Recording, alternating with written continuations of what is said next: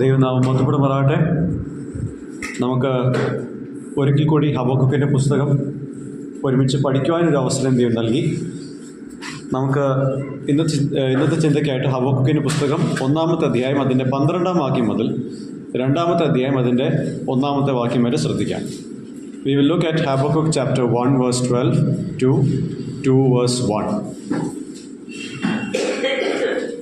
This section is a response by Habakkuk to what God said on the sending of Babylonians on Judah. യഹൂദ ദേശത്തിൻ്റെ പാപങ്ങളെ ശിക്ഷിക്കാനായിട്ട് ദൈവം Babylon എന്ന രാജ്യത്തെ ഉപയോഗിക്കുന്നു എന്ന് ദൈവം ഹബക്കുക്കിനോട് പറഞ്ഞതിൻ്റെ അടിസ്ഥാനത്തിലുള്ള ഹബക്കുക്കിൻ്റെ പ്രതികരണമാണ് നാം ഇവിടെ കാണുന്നത്. As we notice here, this is the second complaint that we find from Habakkuk. ഈ പുസ്തകത്തിൽ ഹബക്കുക്കിൻ്റെ 2-ാമത്തെ പരാതിയായിട്ടാണ് നമുക്കിതിനെ കാണാൻ സാധിക്കുക. And he calls into mind and to the attention of God a few truths. തൻ്റെ മനസ്സിലേക്കും ദൈവത്തിൻ്റെ ശ്രദ്ധയ്ക്കായിട്ടും ചില സത്യങ്ങൾ താൻ ഇവിടെ ഓർമ്മിപ്പിക്കുന്നതായിട്ട് നമുക്ക് കാണാനായിട്ട് സാധിക്കും. And we also see a few questions that are being raised in the view of those truths. ചില സത്യങ്ങൾ തന്നെ ഓർമ്മിപ്പിക്കുന്നതിനോടൊപ്പം തന്നെ ആ സത്യങ്ങളുടെ അടിസ്ഥാനത്തിൽ ചില ചോദ്യങ്ങൾ, ദൈവത്തിനെ പറ്റിയുള്ള ചില ചോദ്യങ്ങൾ താനിവിടെ ചോദിക്കുന്നതായിട്ട് നമുക്ക് കാണാൻ സാധിക്കും.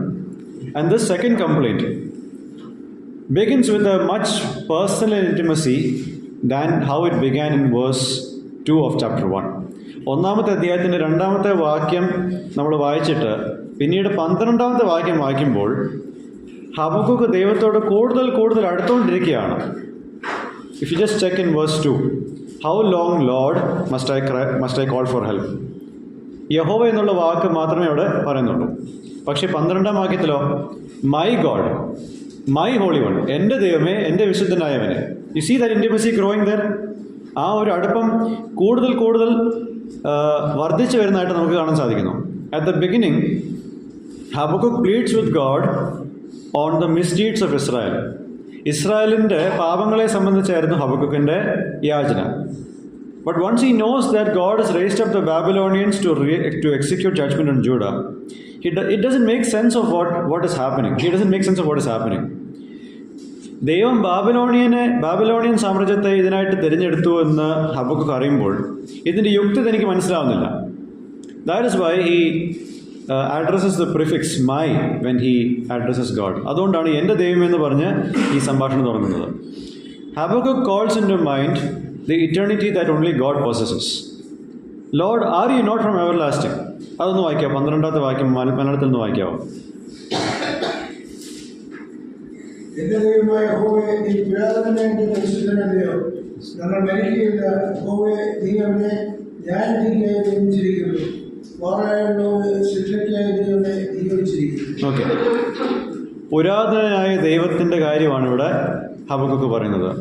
He calls into his mind the eternity that God possesses. So by calling this to mind, he also invokes the name Yahweh. യഹോവ എന്ന വാക്കും കൂടെ താനിവിടെ ഉപയോഗിക്കുന്നുണ്ട് 12-ാമത്തെ വാക്യത്തിൽ, which is translated as I am, ഞാൻ ആകുന്നു എന്നുള്ളത്. And it reminds the fact that God is unchanging in his being and essence. തൻ്റെ സാരാംശത്തിൽ താൻ മാറ്റമില്ലാത്തവനാണ് എന്നത് പറയാൻ വേണ്ടിയിട്ടാണ് താൻ ഈ യഹോവ, നിത്യൻ എന്നുള്ള വാക്കുകളൊക്കെ താൻ ഉപയോഗിക്കുന്നത്. Only God can claim this eternal attribute. Along with this eternity, Habakkuk also reminds himself of the fact that God is the Holy One. താൻ നിത്യനാണെന്ന് മാത്രമല്ല, താൻ പരിശുദ്ധിയുള്ളവനാണെന്നും കൂടെ പറയുന്നുണ്ട്. Habakkuk is calling into mind that God's eyes are too pure to look on evil. അതാണ് നമ്മൾ 13-ാമത്തെ വാക്യത്തിൽ കാണുന്നത്. 13-ാമത്തെ വാക്യം, ദോഷം കണ്ടുകൂടാതവണ്ണം നിർമ്മല ദൃഷ്ടിയുള്ളവരും പീഡനം കാണുവാൻ കഴിയാത്തവരുമായുള്ളവരെ, ദ്രോഹം പ്രവർത്തിക്കുന്നവരെ നീ വെറുതെ പോകുന്നതും ദുഷ്ടൻ തന്നിലും നീതിമാനായവനെ വിഴുങ്ങുമ്പോൾ നീ മിണ്ടാതിരിക്കുന്നതും മനുഷ്യരെ സമുദ്രത്തിലെ മത്സ്യങ്ങളെ പോലെയും അധിപതിയില്ല. മതി. അപ്പോൾ ഈ 13-ാമത്തെ വാക്യത്തിൽ ചില കാര്യങ്ങൾ ഹബക്കുക്ക് ഓർമ്മപ്പെടുത്തുന്നുണ്ട്. His eyes are too pure to look on evil. ദോഷത്തെ കാണാൻ മാത്രം അത്രയ്ക്കും പരിശുദ്ധിയുള്ള കണ്ണുകളാണ് ദൈവത്തിൻ്റേത്. And he has no affinity to sin. പാപത്തോട് യാതൊരു ബന്ധവുമില്ലാത്തവനാണ് ദൈവം. Notice that Habakkuk is trying to convey the fact that God is eternally holy. God's holiness never had a beginning. His holiness is everlasting. ദൈവത്തിൻ്റെ വിശുദ്ധിക്ക് ഒരു ആരംഭമില്ല. അത് നിത്യതയോളം നിലനിൽക്കുന്ന ഒരു വസ്തുതയാണ്. And as a result of his eternal holiness, Habakkuk brings into attention that God cannot tolerate wrongdoing because it is against his unchangeable holy character. ദൈവത്തിന് പാപത്തെ ഒരു നാളും വെച്ചു പൊറിപ്പിക്കാൻ സാധിക്കത്തില്ല. കാരണം അത് ദൈവത്തിൻ്റെ മാറ്റമില്ലാത്ത വിശുദ്ധിയുടെ സ്വഭാവത്തിന് വിരുദ്ധമായിട്ട് തന്നെയാണ് നിൽക്കുന്നത്. This unchangeability and stability is hinted by Habakkuk as he calls God my rock. എൻ്റെ പാറയായുള്ളവേ എന്ന് ഹബക്കുക്ക് ഇവിടെ വിശേഷിപ്പിക്കുമ്പോൾ ആ വിശേഷത്തിനോട് അതിലൂടെ ദൈവത്തിൻ്റെ മാറ്റമില്ലാത്ത സ്വഭാവം, സ്ഥിരതയുള്ള സ്വഭാവം, അതാണ് ഇവിടെ അർത്ഥമാക്കുന്നത്. 12-ാം വാക്യത്തിൽ 2 തവണയാണ് ആ ഒരു ഇൻറ്റിമസി ഹബക്കുക്ക് കാണിക്കുന്നത്. പക്ഷേ ഞാനൊന്ന് ചോദിച്ചോട്ടെ, ഈ പാറ എന്നുള്ള വാക്ക് എന്തുകൊണ്ടാണ് ഹബക്കുക്ക് ഇവിടെ ഉപയോഗിക്കുന്നത്? Why is Habakkuk using the word rock when he addresses God? ഒരു പക്ഷേ ഡ്യൂട്രോണമി ആവർത്തന പുസ്തകം 32-ാമത്തെ അധ്യായത്തിൻ്റെ 3, 4, 18, 30. Deuteronomy 32 verse 3, 4, 8, 18 and 30. ഈ വാക്യങ്ങളിലെല്ലാം മോശ ദൈവത്തെ വിളിക്കുന്നത് പാറ എന്നാണ്. To communicate the truth that God is the ultimate source of protection, perfection and justice. സുരക്ഷയുടെയും സമ്പൂർണതയുടെയും നീതിയുടെയും സ്രോതസ് അത് ദൈവം മാത്രമാണെന്ന് സ്ഥാപിക്കാൻ വേണ്ടിയിട്ടാണ് മോശ ആ ഒരു പദപ്രയോഗം അവിടെ ഉപയോഗിക്കുന്നത്. അത് തന്നെയാണ് ഇവിടെയും ഹബക്കുക്ക് ഉപയോഗിക്കുന്നത്. And with all this as background, Habakkuk asks questions. ഇത്രത്തോളം കാര്യങ്ങൾ ഇതിൻ്റെ പശ്ചാത്തലത്തിൽ ഇരിക്കുമ്പോൾ ചില ചോദ്യങ്ങൾ ഹബക്കുക്ക് ചോദിക്കുന്നുണ്ട്. 1. Why does God tolerate the wrongdoings of the treacherous Babylonians? ഈ മ്ലേച്ഛത നിറഞ്ഞ ബാബിലോണിയയിലെ ആൾക്കാരുടെ തെറ്റുകളെ ദൈവം എന്തിനാണ് ഇത്രയും നാൾ സഹിക്കുന്നത്? Habakkuk appeals to God's holiness when he petitions regarding the appointment of Babylon.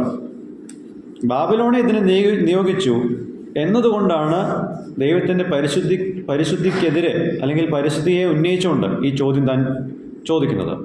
ദൈവം ഒരു നാളും പാപത്തെ വെച്ച് പൊറപ്പിക്കത്തുമില്ല. Then Habakkuk questions God's silence on the Babylonians' wickedness that will come on Judah. അതാണ് നമ്മൾ 13-ാമത്തെ വാക്യത്തിൻ്റെ അവസാനത്തെ ഭാഗത്ത്. Why are you silent when the wicked swallow up those more righteous than themselves? അവരെക്കാൾ നീതിമാന്മാരായ ആൾക്കാരെ ഇവർ വിഴുങ്ങിക്കളയുമ്പോൾ നീ മൗനമായിട്ടിരിക്കുന്നത് എന്തുകൊണ്ടാണ്? See, now he is burdened about the wickedness of Babylon also. ഇതുവരെ ഹബക്കുക്ക് പ്രാർത്ഥിച്ചുകൊണ്ടിരുന്നപ്പോൾ യഹൂദദേശത്തിൻ്റെ അശുദ്ധിയെപ്പറ്റി മാത്രമേ പ്രാർത്ഥിച്ചിരുന്നുള്ളൂ. ഇപ്പോൾ അതിനോട് ചേർന്ന് ഒരു വിഷയം കൂടെ കിട്ടി, ബാബിലോണിലെ ആൾക്കാരുടെ അശുദ്ധി. And he expected that God would use someone who was more righteous than Judah. യഹൂദയെ നശിപ്പിക്കുവാൻ യഹൂദയേക്കാൾ നീതിമാന്മാരായിട്ടുള്ളൊരു കൂട്ടത്തെ ദൈവം ഉപയോഗിക്കും എന്ന് ഹബക്കുക്ക് ചിന്തിച്ചു. But now he learns that God is bringing in even more wicked nation to punish Judah. യഹൂദയേക്കാൾ മോശപ്പെട്ട ഒരു ദേശത്തെ ഉപയോഗിച്ച് യഹൂദയെ ശിക്ഷിക്കും. അതാണ് ഇപ്പോൾ താൻ മനസ്സിലാക്കുന്നത്. And then in verse 14 onwards, 15 to 17, നമുക്കൊരു കാര്യം ചെയ്യാം. 14 മുതൽ 17 വരെയുള്ള വാക്യങ്ങളൊന്ന് വായിക്കാം, പെട്ടെന്നൊന്ന് വായിക്കാം. മനുഷ്യരെ സമുദ്രത്തിലെ മത്സ്യങ്ങളെ പോലെയും അധിപതിയില്ലാത്ത ഇടജാതികളെ പോലെയും ആകുന്നുണ്ട്. അവൻ അവയൊക്കെ ചൂണ്ടൽ കൊണ്ട് പിടിച്ച് എടുക്കുന്നു. അവൻ പലകൊണ്ട് അവയെ വലിച്ചെടുക്കുന്നു, ഒരു വലയിൽ ചേർത്ത് കൊള്ളുന്നു. അതുകൊണ്ട് അവൻ സന്തോഷിച്ച് ആനന്ദിക്കുന്നു. അത് ഹേതുവായി അവൻ തന്നെ വലയ്ക്ക് ബലി കഴിക്കുന്നു. ഒരു വലയ്ക്ക് ധൂപം കാണുന്നു. ഒരാളല്ലോ അവൻ്റെ ഓഹരി വൃത്തിയുള്ളതും അവൻ്റെ ആഹാരം പൂർത്തിയുള്ളതുമായി തീരുന്നു.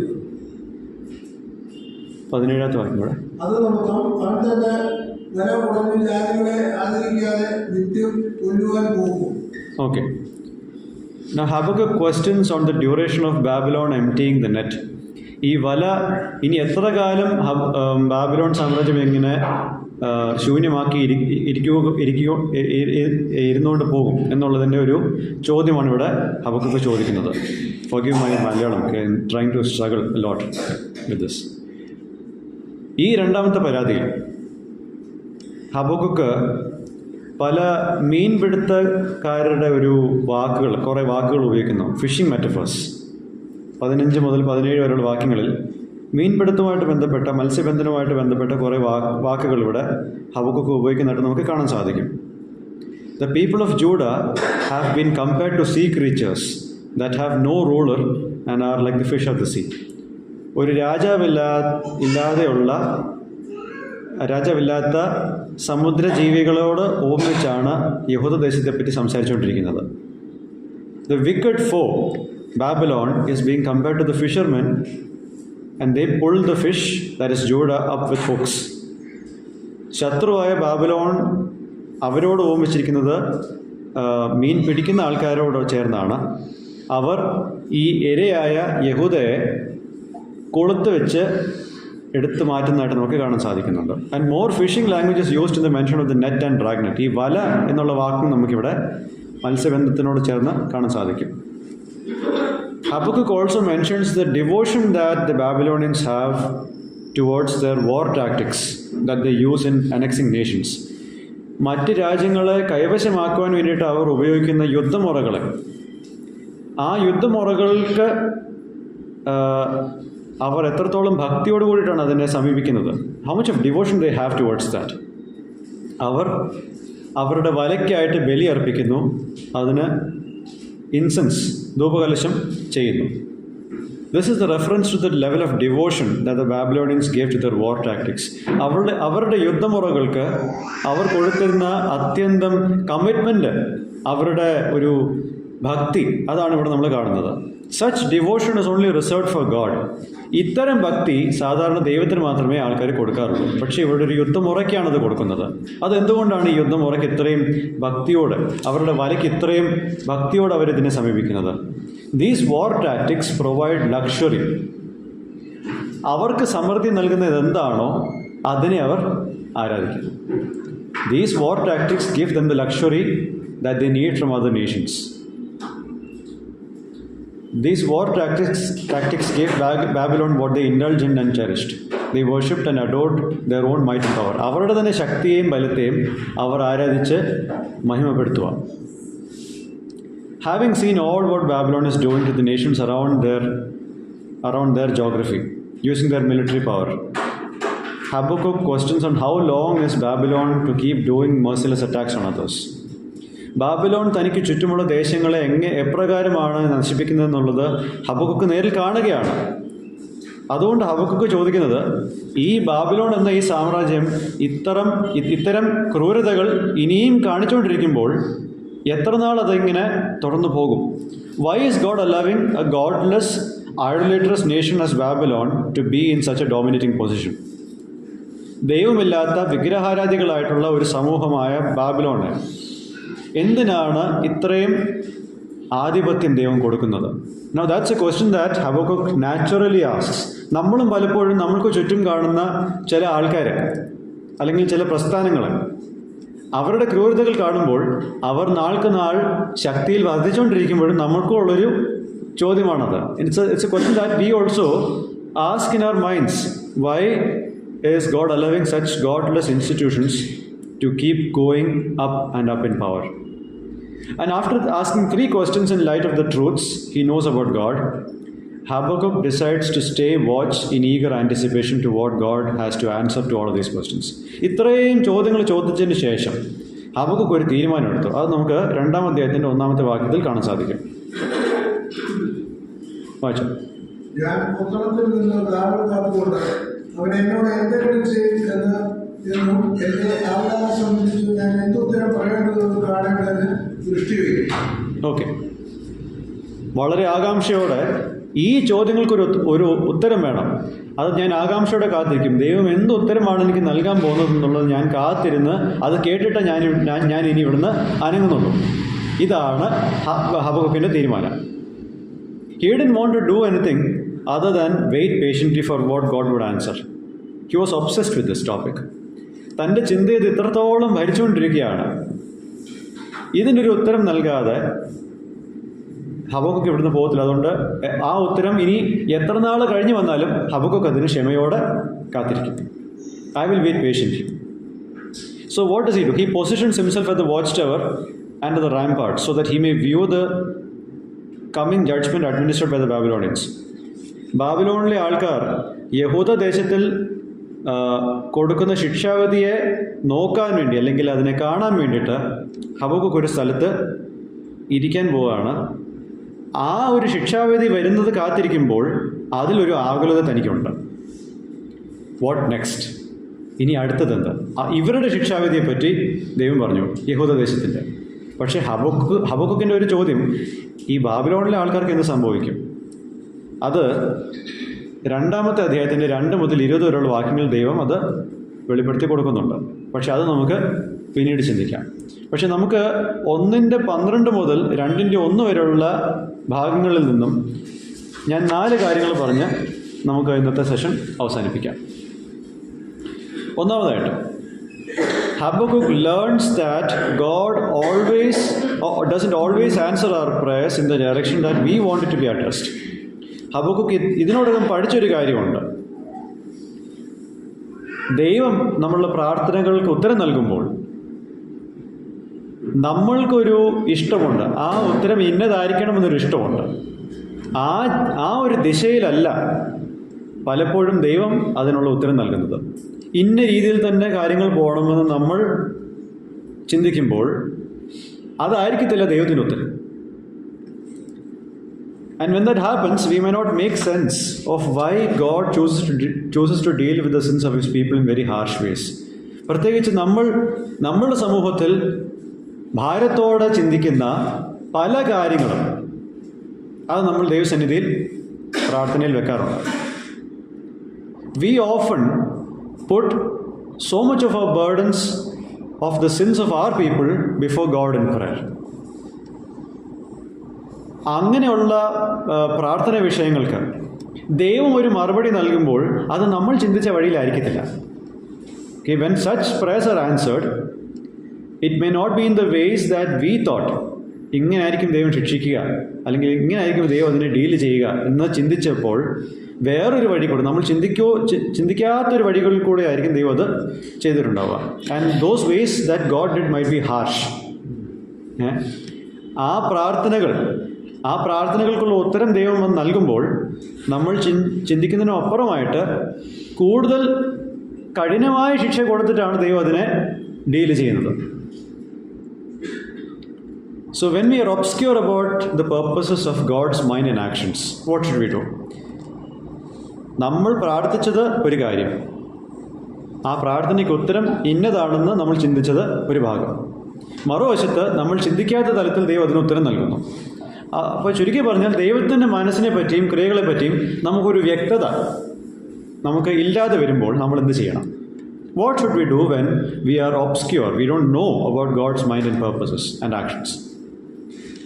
In his prayer, Habakkuk does 2 things that tell us how we ought to do when we cannot make sense of how and why God does what he does. ദൈവം ചെയ്യുന്നത് എന്തിന്, എങ്ങനെ എന്ന് നമുക്ക് അറിയാൻ പറ്റാത്തൊരു സാഹചര്യം വരുമ്പോൾ നാം എന്തൊക്കെ ചെയ്യണമെന്നുള്ളത് ഹബക്കുക്ക് തൻ്റെ പ്രാർത്ഥനയിൽ കൂടി 2 കാര്യങ്ങൾ പറഞ്ഞ് ഫലിപ്പിക്കുന്നുണ്ട്. Number 1, as he approaches God to inquire of things that are unknown or without much clarity, he approaches God by starting to acknowledge things that we know about him. അതായത് അവ്യക്തമായിട്ടുള്ള കാര്യങ്ങൾ, അല്ലെങ്കിൽ ക്ലാരിറ്റി ഇല്ലാത്ത കാര്യങ്ങൾ, അറിയാത്ത കാര്യങ്ങളെപ്പറ്റി നാം ദൈവത്തോട് ആലോചന ചോദിക്കാൻ പോകുമ്പോൾ അതിനു മുമ്പ് നാം ചെയ്യേണ്ട കാര്യം, നമുക്ക് ഓൾറെഡി ദൈവത്തെപ്പറ്റി അറിയാവുന്ന കാര്യം ദൈവത്തിന് മുമ്പാകെ പറയുക എന്നുള്ളതാണ്. Before you inquire to God about something unknown, start talking to God with what you know about God. അതായത്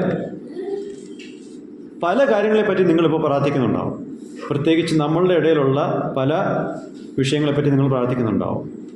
അതിനെന്തുകൊണ്ട് ദൈവം ഇപ്പോൾ ഒരു ഉത്തരം നൽകുന്നില്ല? ഇനിയിപ്പോൾ അത് നൽകിയാൽ അതെന്തിന് ഇത്ര കഠിനമായി പോയി എന്ന് നാച്ചുറലി പല ചോദ്യങ്ങൾ വരാം. So what should we do? അങ്ങനെയുള്ള സാഹചര്യങ്ങളിൽ നമുക്ക് തിരുവെഴുത്തിൽ നിന്നും അറിയാവുന്ന ചില കാര്യങ്ങളുണ്ട്. ദൈവം സർവാധികാരിയാണെന്ന് നമുക്കറിയാം. God is sovereign, we know that. God is holy, താൻ പരിശുദ്ധനാണ്, അത് നമുക്കറിയാം. ഗോഡ് ഇസ് റൈച്ചസ്, താൻ നീതിമാനാണ്, അത് നമുക്കറിയാം. താൻ ചെയ്യുന്ന എല്ലാ കാര്യങ്ങളിലും ഇതെല്ലാം വളരെ ഭംഗിയായിട്ട് താൻ ഇത് ഉൾക്കൊണ്ടാണ് ചെയ്യുന്നത്. In all what God does, he is incorporating everything perfectly. So, rely on what we know about him that is revealed in the scriptures. തിരുവെഴുത്തിൽ ദൈവത്തെപ്പറ്റി വെളിപ്പെടുത്തിയിരിക്കുന്ന കാര്യങ്ങളിൽ ആശ്രയിച്ച് മുന്നോട്ട് പോവുക. പ്രത്യേകിച്ച് അവ്യക്തമായിട്ടുള്ള കാര്യങ്ങളെ നാം ഇങ്ങനെ സമീപിക്കുമ്പോൾ. Second thing, when we do not know the full purposes of whatever God does, it is the time when we bond with God on an intimacy that is greater than what we had until yesterday. ദൈവം ചെയ്യുന്ന കാര്യങ്ങളുടെ ഉദ്ദേശങ്ങൾ പൂർണ്ണമായിട്ട് നമുക്ക് മനസ്സിലാക്കുവാൻ കഴിയില്ല എന്നുള്ളൊരു ഘട്ടം വരുമ്പോൾ നമ്മൾ എന്താ ചെയ്യേണ്ടത്? ഇന്നലത്തേക്കാൾ കൂടുതൽ അടുപ്പത്തോടെ വേണം നാം ദൈവത്തോട് സമീപിക്കാൻ. സാധാരണഗതിയിൽ ദൈവം ചെയ്യുന്ന കാര്യങ്ങൾ അത് ഉൾക്കൊള്ളാനോ അത് മനസ്സിലാക്കാനോ നമുക്ക് കഴിയാതെ വരുമ്പോൾ നമ്മൾ സാധാരണ ചെയ്യുന്നത് എന്താ? പ്രാർത്ഥന അങ്ങ് നിർത്തും. We stop praying. ദൈവത്തോടുള്ള സഹവാസം നമ്മൾ നിർത്തും. അതാണ് നമ്മളിൽ സ്ഥായിയായി കാണുന്ന പ്രശ്നം. ശരിയല്ല? പലപ്പോഴും നമ്മൾ ആഗ്രഹിച്ച് പ്രാർത്ഥിച്ച ഒരു കാര്യം അല്ലെങ്കിൽ ചിന്തിച്ചൊരു കാര്യം അത് നടക്കാതെ വരുമ്പോൾ വി സ്റ്റോപ്പ് പ്രേയിങ്, പ്രാർത്ഥന നിർത്തും. പക്ഷെ അതല്ല, ഇന്നലത്തേക്കാൾ ഇന്ന് ഈ ദൈവത്തോട് കൂടുതൽ അടുപ്പം ഉണ്ടാവണം. അതുകൊണ്ടാണ് ആ ഒരു പ്രിഫിക്സ് ഉണ്ടല്ലോ, മൈ ഗോഡ് എന്നുള്ള കാര്യം. അത് 1-ാമത്തെ അധ്യായത്തിൽ 2-ാമത്തെ വാക്യത്തിൽ ഇല്ലായിരുന്നു, പക്ഷെ അത് 12-ാമത്തെ വാക്യത്തിൽ വന്നപ്പോഴുണ്ട്. And that is what we are learning from that. Okay, this is an application that we need to see from ഹബക്കുക്കിൻ്റെ പ്രാർത്ഥനയിൽ നമ്മൾ കാണേണ്ട ഒരു പ്രായോഗിക കാര്യമാണ് ഈ കാണുന്നത്. The second thing, in 2 verse 1, Habakkuk shows us the lesson and example of how we must pray with persistence. മടുത്തു പോകാതെ പ്രാർത്ഥിക്കാനുള്ള ആ ഒരു പാഠം, ഒരു ഉദാഹരണം, ജീവിത മാതൃക, അത് നമുക്ക് 2-ാമത്തെ അധ്യായത്തിൻ്റെ 1-ാമത്തെ വാക്യത്തിൽ കാണാൻ സാധിക്കും. ഒരു വിഷയം നമ്മൾ പ്രാർത്ഥിച്ചു, അതിനെപ്പറ്റി പ്രാർത്ഥിച്ചു, അതിന് പെട്ടെന്നൊരു ഉത്തരം നൽകുന്നില്ല. മാസങ്ങൾ കഴിഞ്ഞു, ഉത്തരം നൽകുന്നില്ല. അതോടൊപ്പം നമ്മൾ എന്ത് ചെയ്യുന്നു? ആ വിഷയമേ അങ്ങ് വിടുന്നു. പ്രത്യേകിച്ച് ഞാൻ ഈ പറയുന്ന ഈ ഒരു പോയിന്റിൽ ഞാൻ പറയുമ്പോൾ നമ്മളുടെ എന്തെങ്കിലും ഭൗതിക ആവശ്യങ്ങളുടെ കാര്യത്തെ പറ്റിയല്ല ഞാൻ പറയുന്നത്. നേരെ മറിച്ച് ദൈവജനത്തിൻ്റെ ഇടയിൽ നടക്കുന്ന ഏതെങ്കിലും ഒരു അനീതിയോ അല്ലെങ്കിൽ അന്യായമായിട്ട് നടക്കുന്ന ഒരു കാര്യം, ദൈവത്തിന് വിഹിതമല്ലാത്ത കാര്യങ്ങൾ നടക്കുമ്പോൾ അതിനൊരു ഭാരമുണ്ടാവുന്നത് നല്ലതാണ്. ആ ഭാരത്തിന് ഉടനെ തന്നെ ഒരു ഉത്തരം ചിലപ്പോൾ ദൈവം നൽകിയില്ല എന്ന് വരും. അങ്ങനെ വരുമ്പോൾ ദൈവത്തിന് പോലും ഇൻട്രസ്റ്റ് ഇല്ലാത്തൊരു കാര്യത്തെ പറ്റിയാണ് ഞാൻ പ്രാർത്ഥിക്കുന്നതെന്ന് ചിന്തിച്ച് പ്രാർത്ഥന നിർത്തരുത്. അതാണ് ഞാൻ പറയാൻ ഉദ്ദേശിക്കുന്നത്. When you are thinking of something that is burdening you as part of being in a community like this, if you are praying for something and if you are thinking that prayer is not answered, don't think that God is even not interested in what you are praying for. Especially when it comes to the spiritual needs of the community that we are in. Don't stop praying because there is an answer coming around. Continue praying. Point number 3. Habakkuk was not going to settle with what he heard from God. He was seeking a continued interaction with God. കിട്ടിയ ഒരു ഉത്തരം ഹബക്കുക്കിന്. പക്ഷേ ആ കേട്ട ഉത്തരത്തിൽ തൃപ്തിപ്പെടാത്ത ഒരു വ്യക്തിയായിട്ടാണ് നമുക്ക് ഇവിടെ ഹബക്കുക്കിനെ കാണാൻ സാധിക്കുക. കാരണം തുടർമാനമായിട്ടുള്ളൊരു സഹവാസം, ഒരു സംഭാഷണമാണ് താൻ ഇവിടെ ആഗ്രഹിക്കുന്നത്. Deep in his heart he wanted the eternal holiness of God that he had subscribed to be revealed. തൻ്റെ ഹൃദയത്തിൻ്റെ ആഴങ്ങളിൽ നിന്നും തനിക്കൊരു ആഗ്രഹമുള്ളത് ഇതാണ്.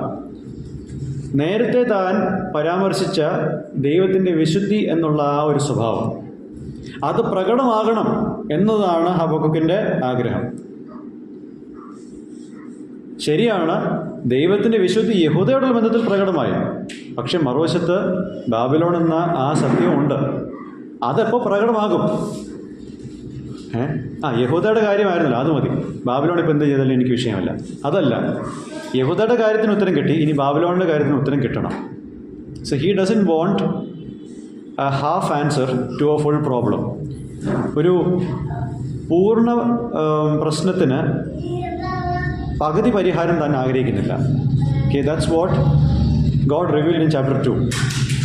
So when we are approaching God about things we can't comprehend in our lives, we ought to seek a continued interaction with God and desire to see His attributes made manifest in all what He does.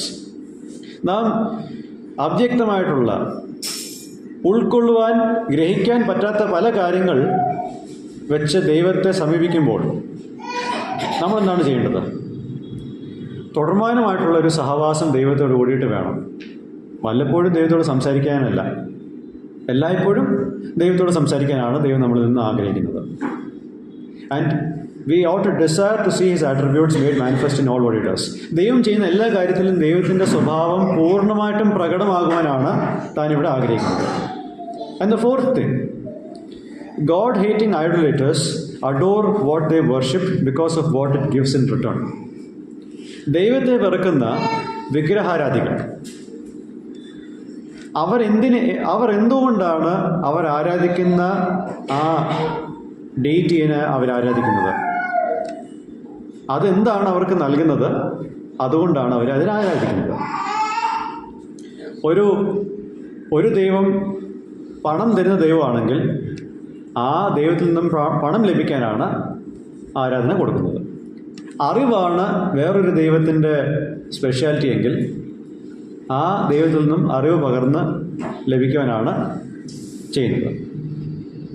So it's always because these deities give what these people are after. മനുഷ്യൻ്റെ ഇഷ്ടങ്ങൾ എന്തൊക്കെയാണ് അതൊക്കെയാണ് ഈ കള്ളദൈവങ്ങൾ കൊടുക്കാൻ ആഗ്രഹിക്കുന്നത്.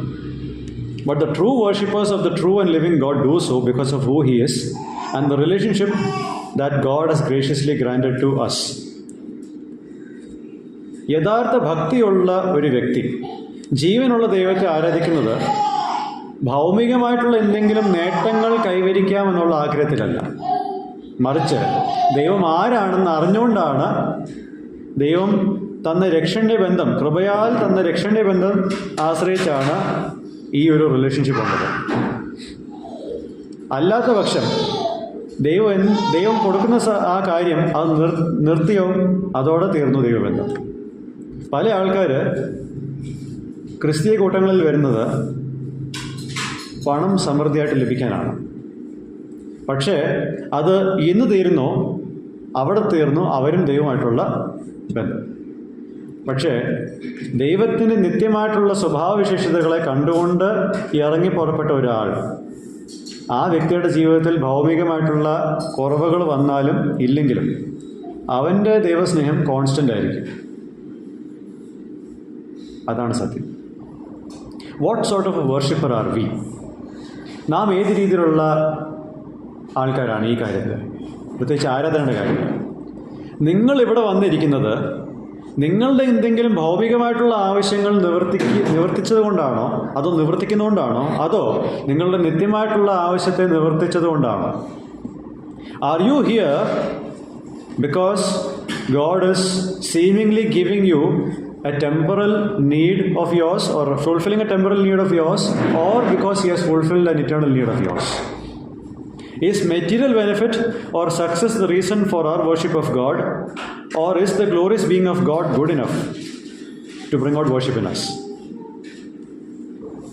നിങ്ങൾ ദൈവത്തെ ആരാധിക്കുന്നത്, അല്ലെങ്കിൽ നമ്മൾ ദൈവത്തെ ആരാധിക്കുന്നത് ഭൗമികമായ നേട്ടങ്ങൾ നമുക്ക് തന്നതുകൊണ്ട് മാത്രമാണോ, അതോ ദൈവത്തിൻ്റെ മഹത്വം മാത്രമാണോ നമ്മളുടെ ആരാധനയുടെ കാരണം? അത് നമ്മുടെ ഇടയിൽ അത് ചോദിക്കേണ്ട ഒരു ചോദ്യമാണോ എന്ന് ചോദിച്ചാൽ it is an important question to ask, because many people just don't come to church regularly. Why? പല ആൾക്കാരും തുടർമാനമായിട്ട് സഭയിലേക്ക് വരുന്നില്ല. അതെന്തുകൊണ്ടാണ്? അത് ഗഹനമായിട്ട് ചിന്തിക്കേണ്ട ഒരു ചോദ്യമാണ്. What is preventing them from coming to church? What is preventing them from coming to associate with God's people? ദൈവജനത്തോടു കൂടി ഉള്ള ആ കൂട്ടായ്മ അത് ആചരിക്കാതിരിക്കാൻ മാത്രമുള്ള ഒരു പിന്മാറ്റത്തിലേക്ക് പോകാനുള്ള കാരണം എന്താ? Why is that? Because somewhere in their minds, God has been replaced with something else. അവരുടെ മനസ്സിൽ എപ്പോഴോ എവിടെയോ വെച്ചോ ദൈവത്തിന് പകരമായിട്ട് മറ്റേതോ ഒരു കാര്യം അവിടെ സ്ഥാപിക്കപ്പെട്ടു.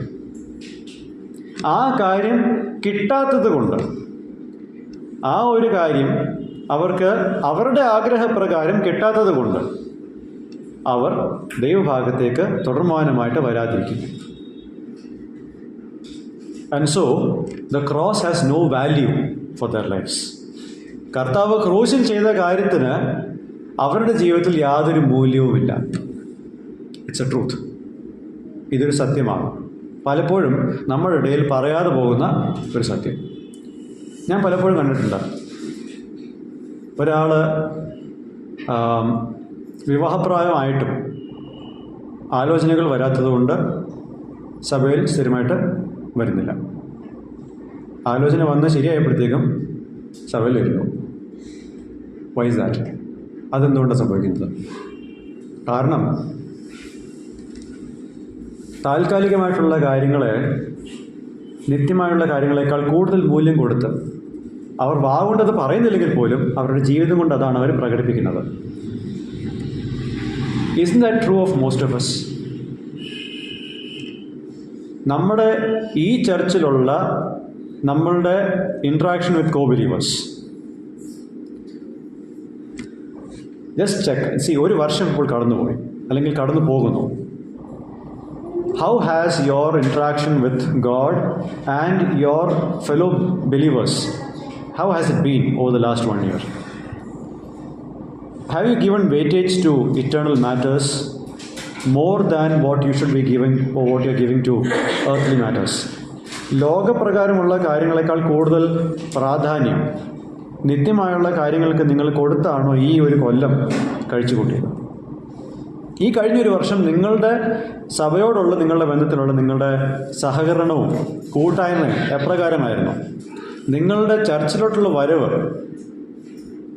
അതും ഒരു കാര്യമായിട്ട് നിങ്ങൾ എല്ലായ്പ്പോഴും മനസ്സിലാക്കേണ്ട ഒരു കാര്യമാണ്. ഭൗമികമായിട്ട് എനിക്ക് ഇന്ന കാര്യങ്ങൾ കിട്ടിയാലേ ഞാൻ ദൈവത്തിൻ്റെ കൂട്ടായ്മയിലേക്ക് വരത്തുള്ളൂ, അല്ലെങ്കിൽ ഞാൻ ഈ കാര്യത്തിൽ ആനന്ദിക്കത്തുള്ളൂ എന്ന് പറയുമ്പോൾ ചിലപ്പോൾ നമ്മളുടെ പക്വതയില്ലാത്ത മനസ്സിനോട് കോൺഡിസെൻഡ് ചെയ്ത് ദൈവം ചിലപ്പോൾ അത് തന്നു വരാം. പക്ഷെ അതൊരു നിയമമല്ല. God might condescend to that immature behavior of yours and give you what you want, but that's not the norm of God. Believers, I just want you to think about these things. Just think this. Even if I don't have the luxury that the world has, I will still follow God. എന്നുള്ളൊരു തീരുമാനം.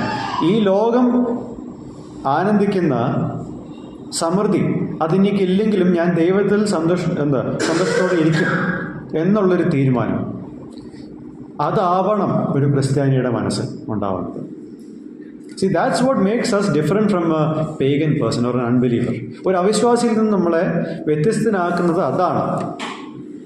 എന്ത് കിട്ടിയാലും ഇല്ലെങ്കിലും ഞാൻ ഈ നാഥനെ പിന്തുടരും, എൻ്റെ ദൈവം മതിയായവൻ എന്നുള്ള ആ ഒരു മൈൻഡ് അതില്ലാത്തടത്തോളം കാലം you are resembling somebody who is like the Babylonians.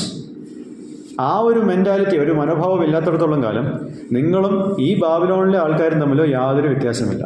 Because you are sacrificing or treating that as God. നിങ്ങളുടെ പ്രൊഫഷനെ, നിങ്ങളുടെ ഹോബീസിനെ, നിങ്ങളുടെ മെറ്റീരിയൽ പൊസഷൻസിനെ, ഇതിനെയെല്ലാം ദൈവതുല്യമായിട്ട് കണക്കാക്കി നിങ്ങളുടെ വർധനവിന് കാരണം ഇതാണെന്ന് നിങ്ങൾ തെറ്റിദ്ധരിക്കുവാണെങ്കിൽ, ജസ്റ്റ് ടെല്ലിങ് യു ദിസ്, നിങ്ങളുടെ അനുഗ്രഹത്തിൻ്റെ കാരണങ്ങൾ നിങ്ങളുടെ പ്രൊഫഷനോ നിങ്ങളുടെ പഠനമോ നിങ്ങളുടെ ഭൗതിക നന്മകളോ ആണെന്ന് നിങ്ങൾ ധരിച്ചാൽ, അതിനേക്കാൾ ഉപരിയായിട്ട് നിങ്ങൾ ദൈവത്തെ കാണാൻ തരുന്നാൽ, you are no different from a Babylonian about whom Habakkuk is describing. Habakkuk വിശദീകരിക്കുന്ന ബാബിലോണിലെ ആൾക്കാരേക്കാൾ വ്യത്യസ്തമല്ല നമ്മൾ. Are you seeking God for who He is, or are you seeking God for what He has given as material benefits? ഈ കാര്യങ്ങൾ നമ്മളെല്ലാം വളരെയധികം ഭരിക്കട്ടെ എന്ന് ആഗ്രഹിച്ച് പ്രാർത്ഥിച്ചുകൊണ്ട് ഈ വചന ശുശ്രൂഷ നമുക്കിവിടെ നിർത്താം. ദൈവനാമം മഹത്വപ്പെടുമാറാകട്ടെ.